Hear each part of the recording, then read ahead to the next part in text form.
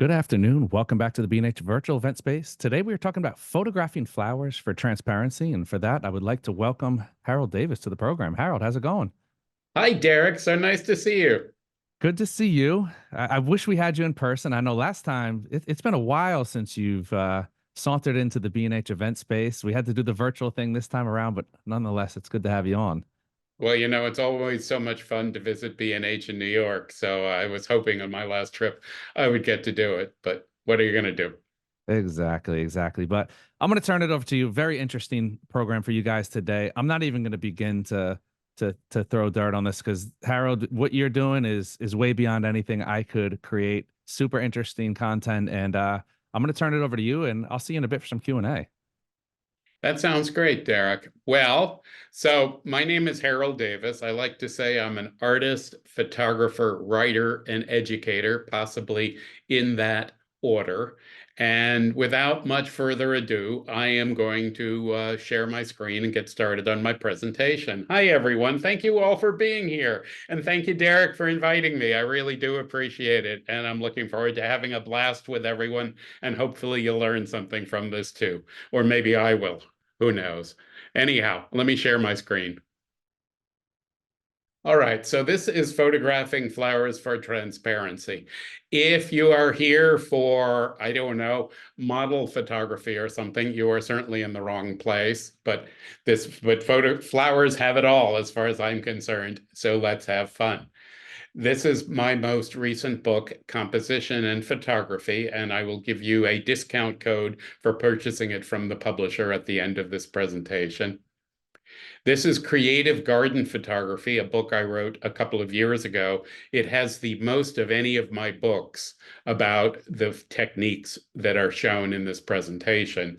So I want to make it clear that there's more than just gardens in this book. It's making great photos of flowers, gardens, landscapes, and the beautiful world around us. And here's a table of contents. The part that it's about this kind of photography is called Taking the Garden Inside. It's the whole second half of the book. And there are a whole bunch of creative macro kinds of techniques for flower photography in that part of the book. You can see also there are a lot of figures in the book showing how you work with exposure histograms in this kind of photography and the things that we'll be getting into later in this presentation. Then Creative Black and White, the second revised and expanded edition, is also a recent book of mine. And Photographing Flowers, this is from Focal Press, and it's part of what started it off. And some of my older books, which some of these are still out there and still in print and have ideas worth having a look at. Recently, the US Post Office published a couple of, actually 8 stamps based on my work. They also published this note card series that you can see here from my Tulip Pano Forever stamp. You can go up on the US Post Office website or go to your local post office and buy it. When I was in the process of negotiating the contracts for these stamps, which was an interesting life experience, they told me, and this is really true, that you should think of the US Post Office as a business with 90,000 retail outlets. So a lot of stamps get printed. This is the sunflower bouquet stamp image, which essentially is a 2-ounce forever stamp. The idea that the post office had was that it would go well on things like wedding invitations, things that were greeting cards, something that you wanted a decorative stamp on. Here's a photograph of the tulip pano as a print, as a large size print coming out of my printer. And I'm also pleased that I am the 2022 Photographic Society of America Progress Award winner. This has been awarded mostly annually to a person involved in the development of photography, either visual or technical, and past award winners include Walt Disney, Edward Weston, Ansel Adams, the inventor of the semiconductor, Robert Noyce, filmmaker Ken Burns, and Photoshop maker Thomas Knoll. So Obviously, this is a distinguished crowd to be part of, and specifically, the award noticed the technique that you're about to see. Here are a few, okay, I don't have to toot my own horn too much. Here's the table of contents for the presentation that you're going to see. This isn't really a conventional table of contents, but why do it? Well, we'll find out about that. Who is your mama? When you look at a pixel is a digital object, and it doesn't know where it came from. It doesn't know whether you got it by pushing the button in a camera, by running something through a scanner, by using a digital paintbrush, by rephotographing a painting. Okay, so that's what Who is Your Mama is about. Where do the pixels in these images come from? Life is an illusion. The whole idea of transparency is an odd idea, visually speaking. First of all, when something is 100% transparent, can you see it? No. So really what I am talking about in this presentation is a concept called translucency, partial transparency. When something is fully transparent, truly fully translucent, it is transparent. When something is 0% translucent, it is opaque. You get translucency by contrasting lights and darks, and I will talk more about that and when we get to that section of my presentation. Arrangement. This technique of photography is fundamentally about flower arrangement and about composition. I like to say that you can teach technical processes fundamentally to, I don't know, a robot, a monkey. I'm not sure whom, me, maybe. So it can be taught, but the arrangement is the hard part. It's the hardest part of any of this work. I will also show you how to expose these images, how to process them, and make some remarks on how you might consider presenting them. So one thing to note about this tulip is that it's gestural. So when you're working with flower photography, the gestures, the arms on this tulip, I like to anthropomorphize my flowers to think of them like people. Here with these daffodils, they're piled up like that, and the part of it that was as hardest to make is the sort of onion skin on the daffodils. We'll note that we've got one tulip, we have two daffodils, here we have three peonies. This image, interestingly, is a rephotograph of a print on washi, on Awagami Undo washi, distributed in this country by my sponsor, Moab Paper. And it's a beautiful paper that has these flecks in it that are mulberry flecks, sometimes called dragon's breath. And here we have, well, actually, there are 5 Brugmansia angel trumpet flowers and 5 irises, white irises, and 5 poppies. And here are the next set of postage stamps of my work. So this is why I started with the 1, 2, 3 sequence, because these are what are issued this year in 2024 and are what are called miscellaneous stamps.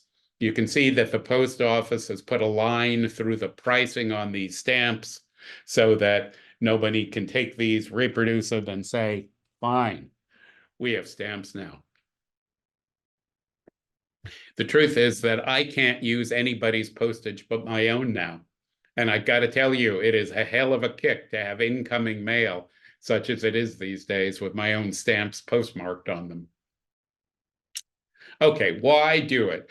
Well,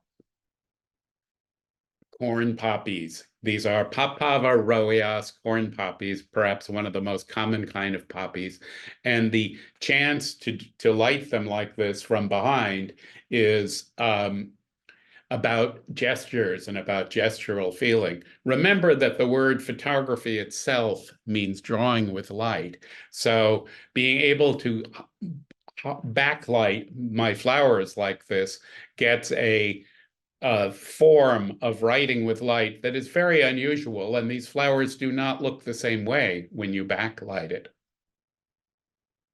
You can use the techniques that I'm explaining here to photograph all kinds of things besides flowers. For example, here are some snap peas in pods, and here's an Arctectonica spiral shell, an architectural shell.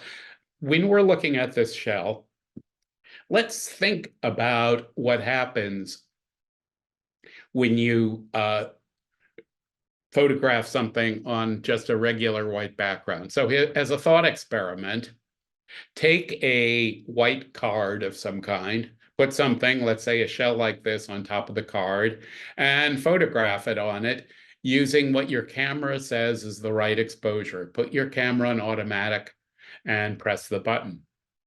What the thought experiment is, what will the background look like?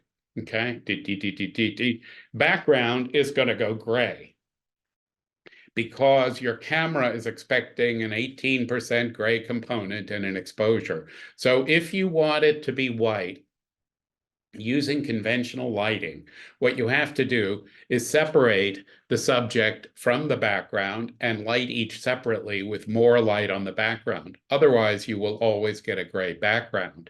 So the other way to avoid this is to photograph using literal backlighting, like the light box that I use here. The setup for this little picture, it was that the light was vertical behind the setup and the picture itself was on a mirror, and I was photographing down into the mirror so you can see the reflection at the bottom. My idea here was to create a image that reminded the viewer of a Dutch pen and ink drawing. Here with an image like this, the idea, or this one, the idea is to take a lot of psychedelic drugs. No, I'm only kidding. Anyhow, so what you do is you make photographs like the Nautilus, and then you combine them in a composite in Photoshop afterwards. So you can create images and pieces and assemble them. And here, this butterfly started out as a light box image of a butterfly, more or less monochromatic, and I painted in the colors in Photoshop. The same story on this dragonfly. Both the butterfly and the dragonfly were commission pieces for a series of books about extraordinary events in nature. And this butterfly is done the same way, with a replication of the butterfly off the light box and some Photoshop work to create the colors.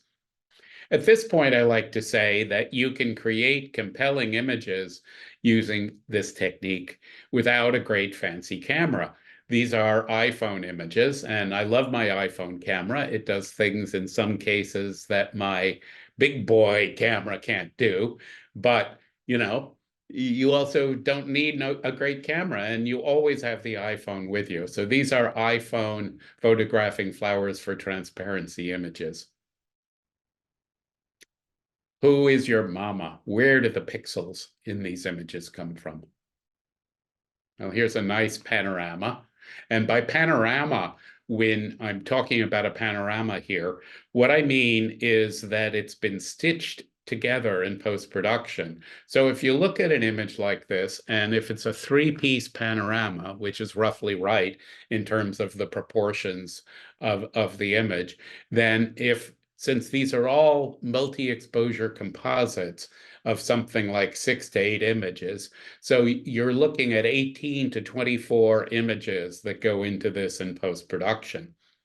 A lot of the times, my images end up being reproduced in quite large contexts in architectural installations, and a lot of the times in hospitals and hotels and things like that. And I need high resolution originals. So that's part of the reason that these are created as composites. I'll show you toward the end of this presentation some examples of how my work is used that way. This image is what's called an LAB inversion of the previous image. So it's a simple 10-second move in Photoshop to go from here to here. And I like to say that's a twofer. All you really do is you convert it to LAB color, you select the L, the black and white information channel, and you go image adjustment invert. This is covered in great detail in my creative garden photography book. And it's also on my website. I have an FAQ about it. I have many webinars that are listed on my website that are free to watch. And I also have a LinkedIn learning course on LAB color. The link is on my website. So many people have free access to LinkedIn learning that you can learn more about this than perhaps you ever wanted to know fairly easily. These dahlias I will come back to in a minute as an exposure example. Life is an illusion. Well, that is so true, isn't it? Who knows? This is a photograph, a macro photograph of, because it's a pretty small flower, of a star magnolia. Um, the It's an excellent example of the illusion of translucency, because if you look at a couple of places where the petals of the Magnolia stellata are over the stem, you can see that the stem looks black. But how does it look black and why? Well, it looks black because I painted it more darkly and I painted the area around it lightly. So translucency is visually created by the contrast of lights and darks. I like to use this quote from Walter Isaacson, who's done biographies of many people. Steve Jobs is quite a good book. I'm not quite so sure about Isaacson's latest, but anyhow, he wrote one about Leonardo da Vinci. And chiaroscuro, from the Italian for light dark, is the use of contrasts of light and shadow as a modeling technique for achieving the illusion of three-dimensional volume in a two-dimensional drawing or painting. Yes, Leonardo was perhaps the greatest Renaissance practitioner of chiaroscuro used in this way. And chiaroscuro is the technique that you'll see in the stem sections of this Magnolia stellata photograph. So here are some more why do it images. With this cherry blossom branch, the technique involved putting the branch in a vase, getting back from it a distance so I could isolate it from the background, and lighting it from the back with a light pad using a moderate telephoto lens to photograph the blossoms.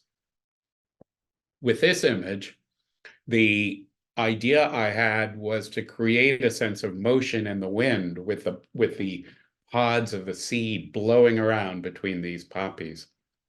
Before I move on to arrangement, Derek, are there any questions that it would be great to answer here? Well, we did have a question. Mary just wanted to know again the name of the book that you had mentioned about flower transparency earlier. It's my creative garden photography book published by Rocky Nook. Okay. And I do have a question, Harold, on the types of flowers that you're using. Is there anything different? Do they all photograph the same with this technique, or are there certain types of flowers where you have to tweak your technique to fit the makeup of the flower? Derek, that is a great question, and also leads rather well into the next section of the presentation. But not all flowers are equal in terms of translucency in point of fact. Okay. And if you have something that is not at all translucent or transparent, it's pretty hard to use this technique on it except to create a white background. The flowers that are most translucent are, in no particular order, poppies or the papaver, tulips, and flowers like anemones, also Peruvian lilies, Alstroemeria. Roses can be pretty solid and can be pretty hard to photograph this way, and there are other flowers that this technique doesn't work for. It's fair to say that the bulk of the flowers you've seen and that I photograph are flowers I grow in my garden. So part of what I do is I'm a pretty avid hobby gardener, and I live in a place where almost everything grows well. So it's a great question. And but I think in fairness also that the flowers that I don't grow that I photograph mostly come from Trader Joe's. So there are places to buy photographs you can use for this. almost all year round, no matter where you are. But the fact of the matter is that my garden is planted for flowers that have good translucency indexes. That's a great question. Thank you very much. Wonderful. So, correct handling of flowers refines the personality. Well, if you're Japanese, that's a great sentiment. And I do recommend the study of Ikebana, Japanese flower arrangement, as a good discipline for how to do these kinds of arrangements. The thing to keep in mind is that part of the art of photography is creating order and structure out of a disorganized world around us. So most of my compositions that you've seen have an underlying structure. The underlying structure of this composition of um, irises and corn poppies of Papaver are the stalks of the iris. So that is one of the most common ways to organize and compose a lightbox image, is to use upright stalks and arrange the rest of the flowers around them. Here's another common arrangement. This is I spent the year 2020, when I stopped being able to travel, in about March, with growing and photographing dahlias. So this is a spiral or mandala created of dahlias and fuchsias. So the spiral, the round image, is a good possibility. Here is an example with pebbles and fruits and vegetables of a double spiral. So moving back to looking at a light box, here's a floral arrangement on a light box. This is photographed straight down on it. We'll talk more about that later. This is photographed actually in the room where I am sitting now. I don't typically photograph in here these days, and the room looks a good bit different, but this gives you the idea. And here's the image. Another panorama. This one is a thistle, and the moral of this, it's about 5 feet tall. It was about 5 feet tall. I cut it, I wore thick hide gardening gloves, and I cut it off the median strip of a boulevard near here. And the moral here is we always hurt the ones we love, because it drew blood even through the gloves. Like the cherry blossom photo that I showed a while back, this one is photographed upright with lights behind it at a distance with a moderate telephoto lens. When I do workshops on this technique, one of the common questions I get is, what lens do I bring? What lens do I use? Interestingly, most of what I've shown you are not macro photos, but zoom lenses are problematic because of zoom creep when you're facing the camera straight down. So what you want is a good prime lens. In a full frame camera, that's roughly 50 millimeters or 55 millimeters in length, and most of the manufacturers make really good and relatively inexpensive prime lenses. So this is another arrangement motif, if you will, and this is the bouquet coming straight up. It's a little bit different than the first one I showed, which was a vertical stalk, because this is spreading out. You can imagine a vase below this. These tulips are all congregated. It's a society of tulips. So this is another one of the common design patterns for this kind of image, with the stalks down below. Here is one where I've omitted the stalks. It's mostly made of hydrangea petals, which, if you looked at a hydrangea, you'll know that a hydrangea flower is made up of all these little petals. So these are cut off from the petal heads and then arranged. So this is another Magnolia stellata, which grows typically as a kind of bush or shrub, or maybe low tree. So if you look at this and you say to yourself, I'm looking at a shrub in nature, you could then say to yourself, well, what about this isn't quite right? In fiction, and when you write fiction, if you write a novel, they have an idea called suspension of disbelief. So nobody really believes that most of the stuff in novels is true, that, convicts chinking with chains in Charles Dickens or whatever, but it's all plausible enough and you get caught up in it and you believe it. Well, our job as visual artists and photographers is also to create a kind of visual suspension of disbelief. So that's the thought here. The fact is that in nature, the petals don't all face the camera. You can't say cheese and have the petals turn towards you. Probably in a bush this size, you'd see one or two petals facing the camera, but most of them are going to be kind of sideways. So the process for creating this is to go find a nice branch on a shrub and cut it off, bring it inside, and cut it up and rearrange it on the light box so that the petals face front. Here's a similar kind of composition with clematis. This is another image of mine that's been used as a book cover a couple of times. And again, we have an inversion here, so it's a two for the price of one. These are Papava roeas. Before I get to the exposures, Derek, are we good to go? Do we have questions? Good on questions for now. All righty. So here's the 10-cent version of how to expose one of these images. The goal is to create a white background. There are 7 to 10 exposures involved. You start completely overexposed, and I'm going to put a footnote for there. It's easy to start completely overexposed, but you could also start in the middle. You use manual exposure. You bracket shutter speeds. You don't want to bracket aperture, because if you bracket aperture, you may get differing depths of field and it may change the image.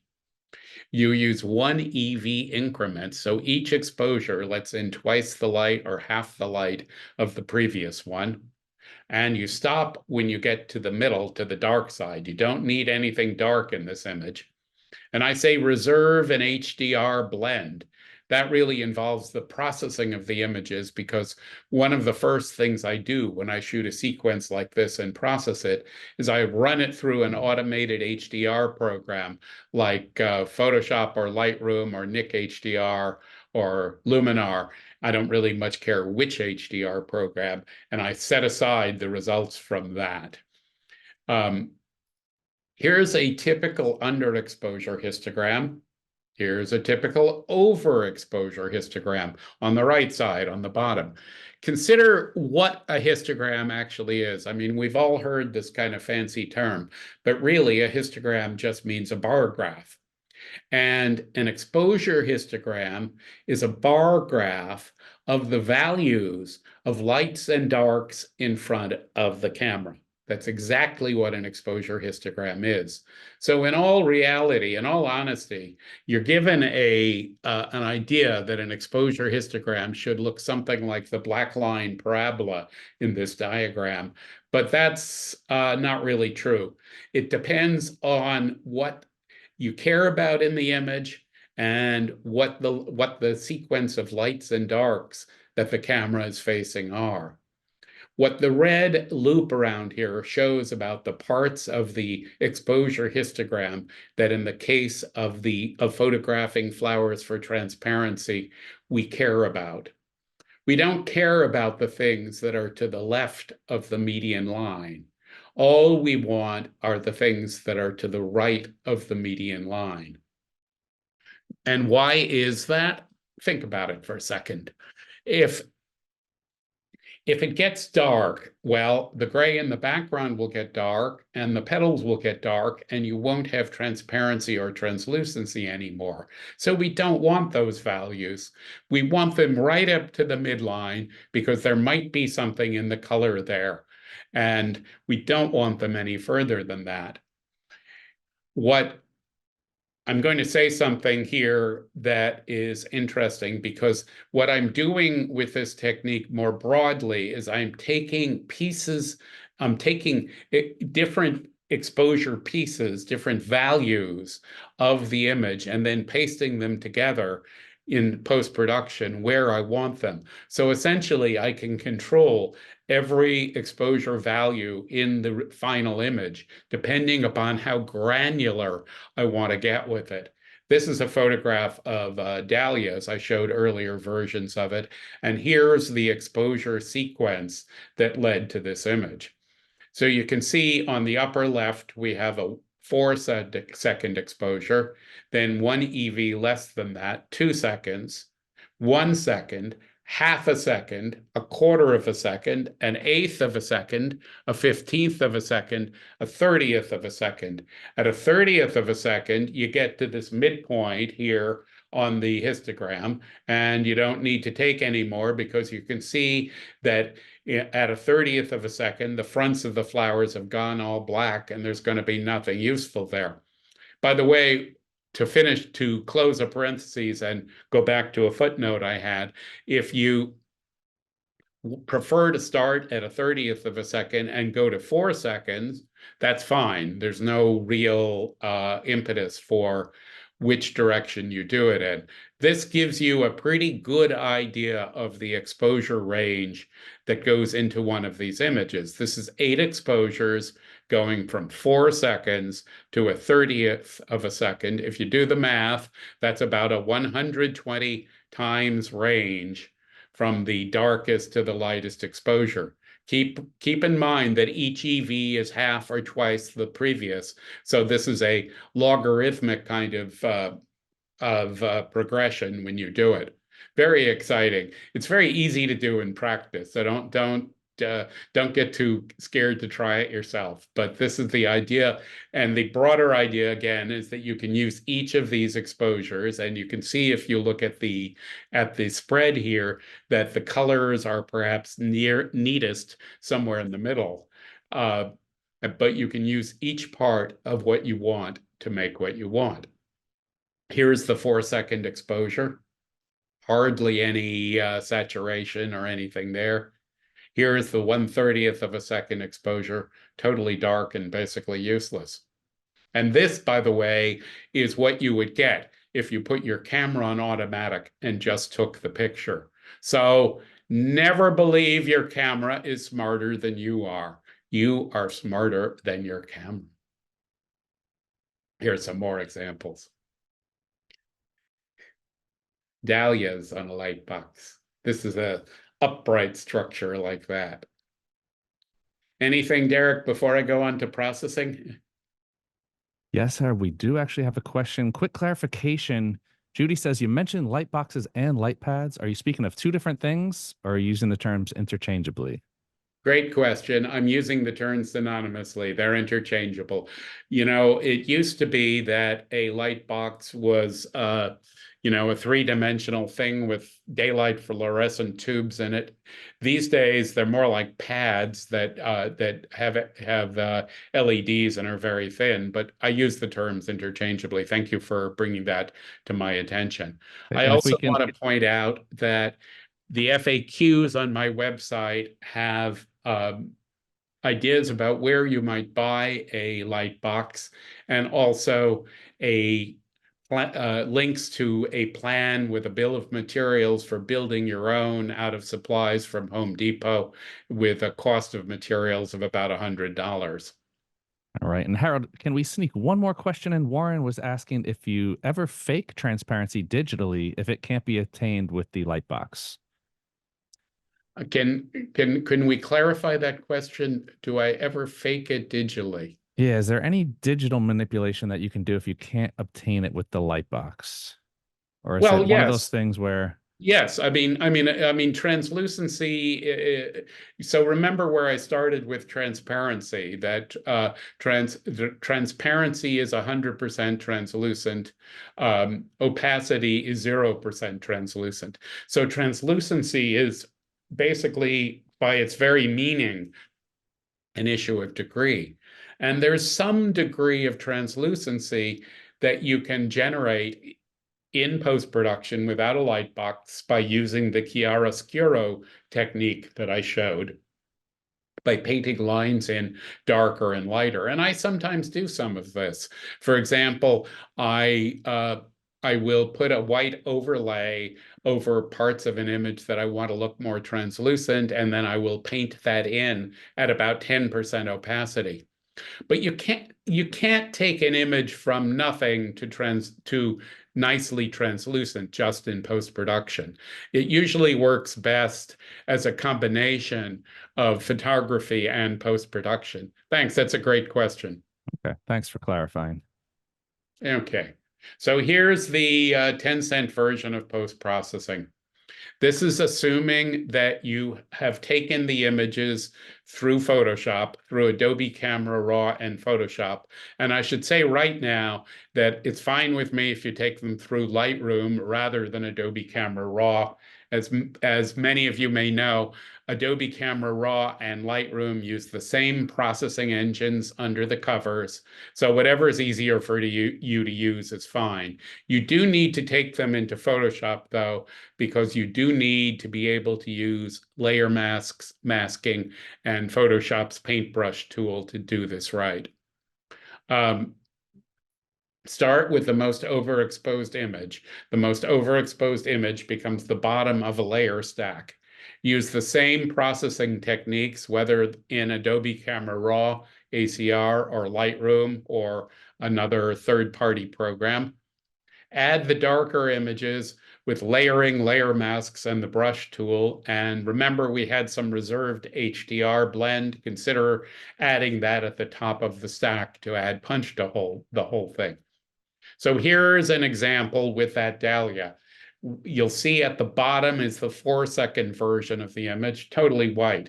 Now, what happens when you look down a layer stack in Photoshop from the top? I like to think of it, I'm going to put in a couple of food metaphors here. I like to think of this as a stack of pancakes. If your top layer is at normal blending mode and 100% opacity, all you see is the top layer. That's like a pancake with butter and maple syrup before you start eating into it. Once you change either the blending mode or the opacity, you start to see down through it. So the way this technique works is the bottom of the image is going to have the white background. So you want that to be there 100%. And then the things you layer on top of it get less and less and less as you go up the layer stack. So one way to think of this is like a wedding cake. The bottom stack of the wedding cake is high, then you get a little less high, then you get a little less high, and up at the top, it's just the frosting on top. So the HDR blend that's put on top is the frosting. And here are some more examples. This is a nice Danish poppy. Here's some sunflowers. This image the publisher chose for the front of my Creative Garden photography book, a panorama there. Interesting to note that the sunflowers themselves are not particularly translucent, particularly the core of the sunflower. So one thing you have to think about there is lighting the front side as well as the back side of flowers in this situation. Here's one, I call this one Salutation to the Sun. Here's another arrangement idea, and that is to put crosshatches in apparently a chaotic way into the composition and make it seem like it's the sort of vortex of the whole wide universe.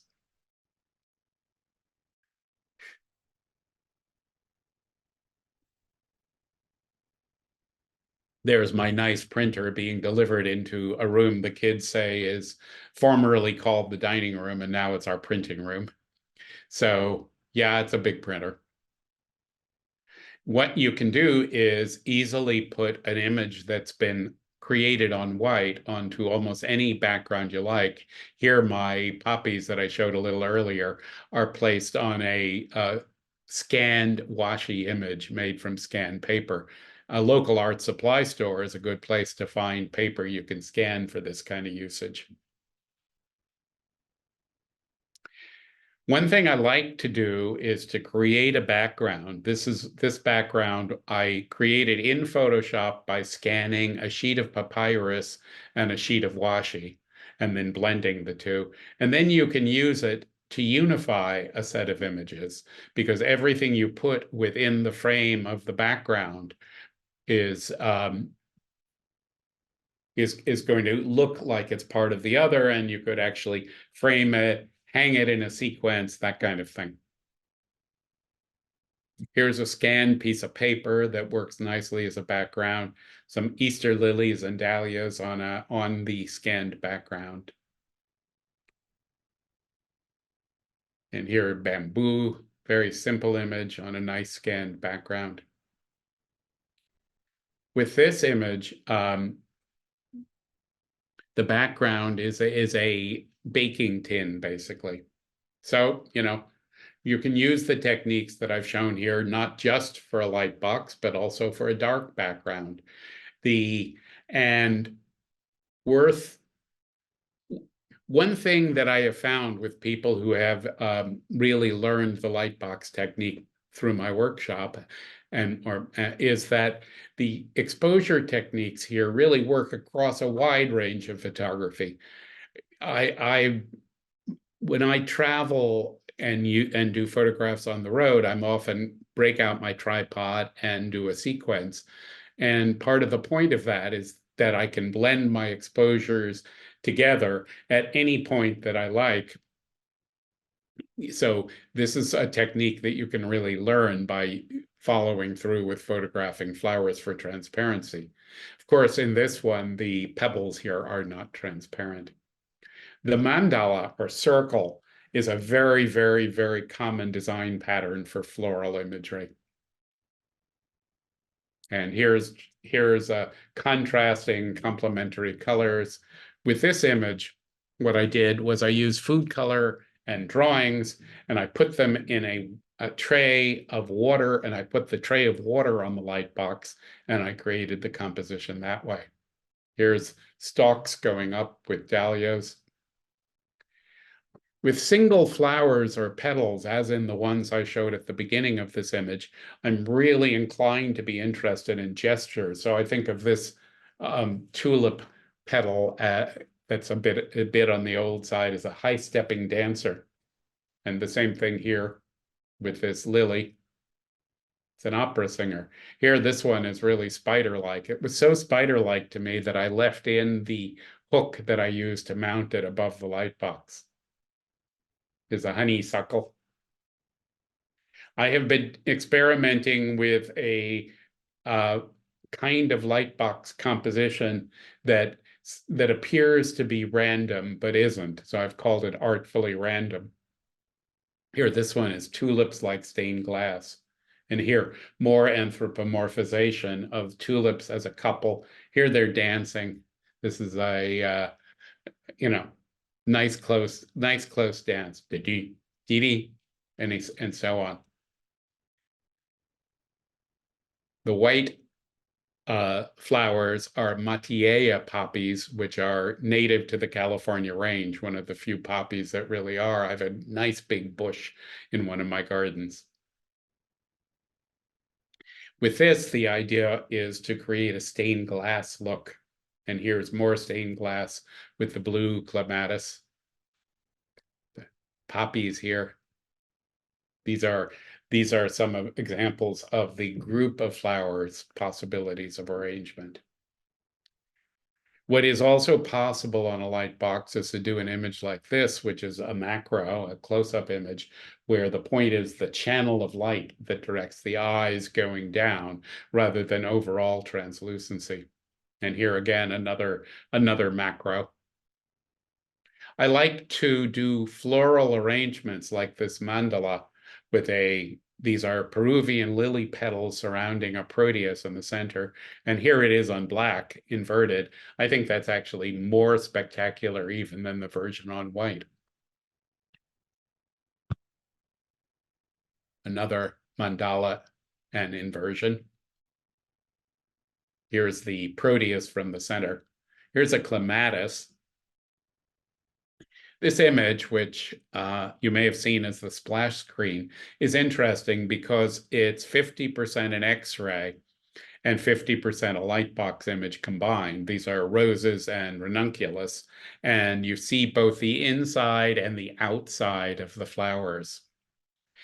When I say X-ray, I mean literal X-ray. These were taken with medical X-ray machines, and as was the sunflower. And one more mandala with a starfish, not a sunflower, in the center.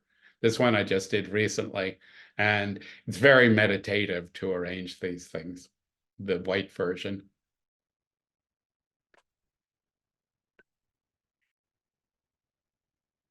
With this one, my idea is that the flowers are talking to me, and and they're looking at you.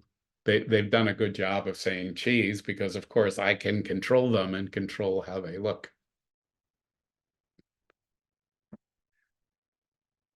The heart. This image was photographed on a seamless setup, so it's not really a light box image, but the same translucent techniques were used on it with the multi-exposure bracketing and how I put the images together. I was asked by a client to create this frame for basically an invitation kind of thing on the inside, so I used a light box to do it. And here's a sort of square spiral, which again looks pretty cool in the inverted version. So I promised this is a mural that I recently was commissioned to do for a prominent Boston Children's Hospital. It is going in the pediatric area. A pediatric cardiac area. So it was designed with a heart image that I showed a little back going in the center of this image here, going in the center panel of the diamond. And here's another mural. This one's about 12 feet wide for the same institution. And the year of the dragon commences on Saturday. I am a dragon, so here's my Lightbox dragon. Discount codes for the books. If you go to the publisher, Rocky Nook, and use H Davis 40 at checkout, you'll get a 40% discount. Nice discount. You can also buy the print and the ebook version at the same time for it's only a $10 edition. It's kind of worth it. Garden 40 works for creative garden photography, and H Davis 40 for creative black and white. Here's how you reach me. Here's how you learn more about me. My Instagram is at Harold L. Davis. If you have questions, you can write me. I do like getting email and responding to it. And we have some time for some questions, I think, Derek. Definitely. That was super engaging. It only took them a little while, Harold, to get them opened up to the questions, but once we got it open, they started flowing. So let's start with a question. Just for clarification, what does he mean by the same processing techniques on each layer? So what I said there was when you take it through Adobe Camera Raw or Lightroom, you use the same processing settings. So in other words, if you look at the controls when this happens, when you develop it in Lightroom or when you process it in Adobe Camera Raw, you can set exposure up or down. You can set saturation up or down. You can set and you have a lot of other settings that are less important than those two that you can change. What I'm saying is you want to use the same thing on each layer, and actually usually I just accept the default for this process. Okay, we had a couple questions on the front lighting. Judy points out on the photo with the pebbles and the flowers, she noticed no shadows. She wanted to know how you lit the front. And Warren is asking, how much front lighting do you use? And do you use a light meter to establish your front to back ratios?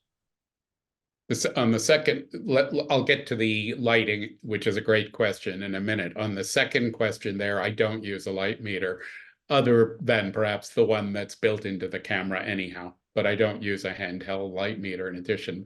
I remember those days, back in those days. Uh, the Yeah, so here's a problem. If you light it strongly from the front, then you won't get the translucency coming through the petals. So this is a judgment call. You need some lighting on the front, and sometimes just whatever ambient lighting there is where you're doing the photography is enough. But sometimes um,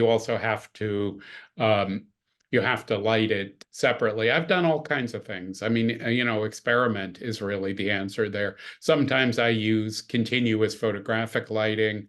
Sometimes, but again, it has to be in an appropriate ratio to the backlighting, or you'll overwhelm the backlighting, and there won't be much point in using the light box.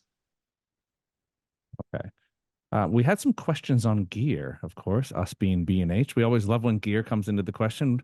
For the panoramas, Warren is asking, do you shoot the panoramas when using the light box? And what is your camera and tripod setup for that?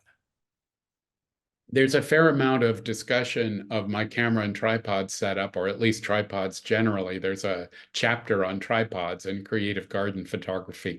I consider a tripod an incredibly important piece of equipment, and I've never quite understood why people are willing to spend thousands of dollars on cameras but bulk at a $1,200 tripod. But because in some ways it's my most important piece of gear.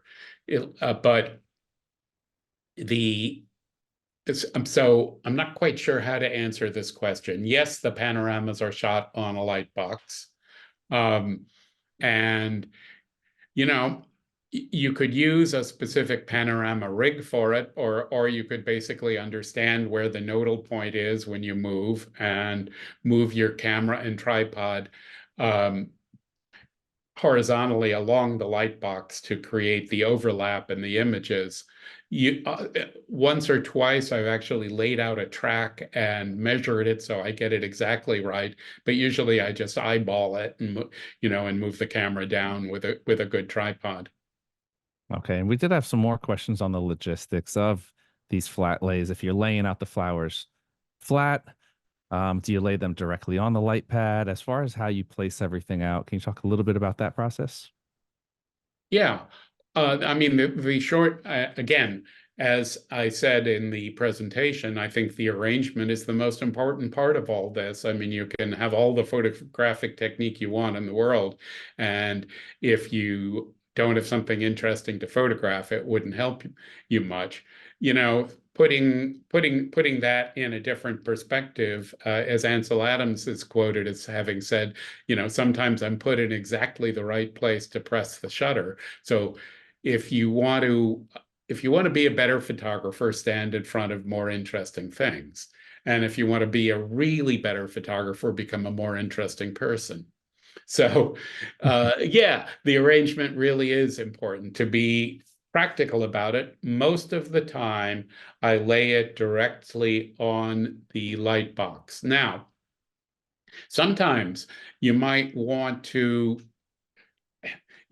photograph down on a blossom that is a vertical blossom. So that can't go sideways on a light box because you won't see the vertical blossom. So I've done all kinds of insane things to make that work. A lot of it involves Rube Goldberg, MacGyver kinds of things with paper clips and tape and various kinds of brackets holding things up. I think in some ways, the best way to learn how to do this is to do it hands-on. And, I don't give workshops in this very often, but live hands-on workshops is really the way to go. Yeah, I was So. gonna say when you think about it, like I'm thinking, I'm doing the math in my head, and I'm like, wait, if you're overlapping anything, and if you have some stuff that is you have different opacities of the petals and different colors that are going to react differently, you're taking one general exposure, right? When you're on a light box, so there's got to be some manipulation of a Well, lot actually, of you're taking 6 to 8 exposures, but the so. The technique is to blend the exposures before you stitch the panorama. But is that going into your thought process as far as because you want to create you have I guess what I meant is a one You at know, the end of the day when you you've blend. got a good point there, Derek. I mean, I really have to keep track of how I've done what. And sometimes, that means taking notes as you do it. Okay. Yeah, because I'm thinking of it and I'm like, man, I would get lost thinking of like, okay, did I expose for this or am I exposing for this and where is this going? And you ultimately you have the one final piece in mind, but it's taking you various steps of very different types of exposures and light. That's really true. It's really true. It's not necessarily completely intuitive as to how to get there.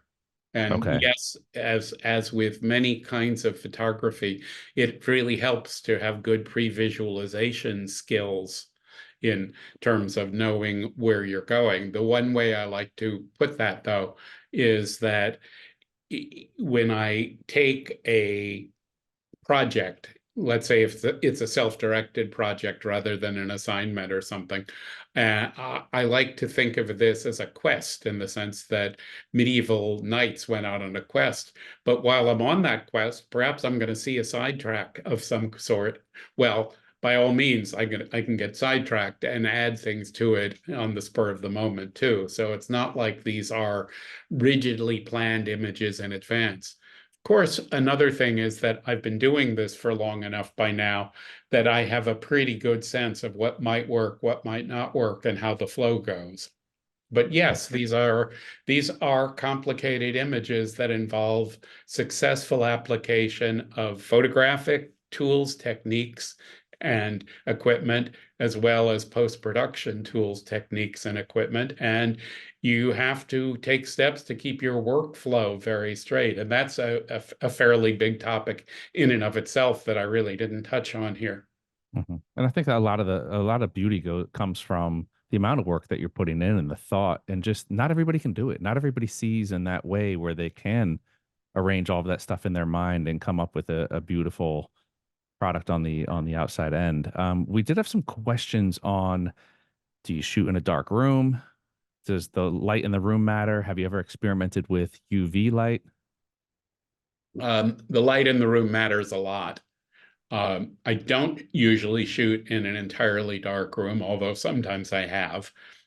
I've experimented a lot with lighting. Most of the time, I do this work in a room where I have a great deal of control over what the ambient light looks like, where it's hitting the light box, how much of it is, how soft or hard it is, and things like that. I do find that sunlight is really good for the ambient portions of this. I like to work with controlled natural lighting. I've never experimented with UV, but that sounds interesting. Definitely. Well, Harold, I want to thank you. I think that wraps up our questions here. Again, if Harold did leave his information there, so definitely do go check out his work. Give him a follow on Instagram. And if you do have any questions, reach out. This is super interesting. This is way more in depth. That I was interested to see how you were going to approach everything, and it's really even far beyond what I thought the process was going to be. Well, thank you, Derek. It was really fun to get to share it with everyone. And don't be scared to try this, please. It's one of those things where with some fairly basic photo equipment and visualization, really interesting imagery can be made. Thanks, Yeah. Derek. I really appreciate it. Huge thank you to you, Harold, and to all of our viewers that tuned in. Huge thank you to you out there as well. Will be available to watch at your own leisure on our YouTube page. If you go over, look up B&H Event Space on YouTube, you can watch this and all of our other recorded content on there as well. Huge thank you to Harold once again. That's all we got in the books for you today. Another rendition of the B&H Virtual Event Space now in the books. Catch y'all next time.